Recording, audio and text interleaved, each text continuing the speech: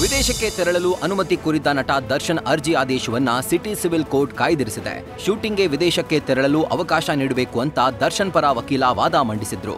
ಆದರೆ ವಿದೇಶಕ್ಕೆ ತೆರಳಲು ಅವಕಾಶ ನೀಡದಂತೆ ಎಸ್ಪಿಪಿ ಆಕ್ಷೇಪ ವ್ಯಕ್ತಪಡಿಸಿದ್ದಾರೆ. ವಾದ ಪ್ರತಿವಾದ ಆಲಿಸಿ ನ್ಯಾಯಾಲಯ ಮೇ 30ಕ್ಕೆ ಆದೇಶವನ್ನ ಕಾಯ್ದಿರಿಸಿದೆ.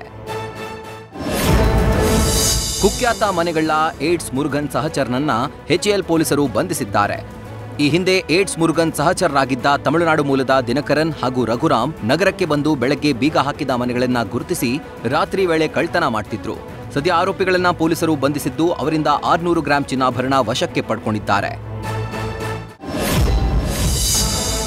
ಅಜ್ಜಿ ಮನೆಯಲ್ಲಿ ಕಳ್ತನ ಮಾಡಿದ್ದ ಮೊಮ್ಮಗನನ್ನ ನಂದಿನಿ ಲೇಔಟ್ ಪೊಲೀಸರು ಬಂಧಿಸಿದ್ದಾರೆ.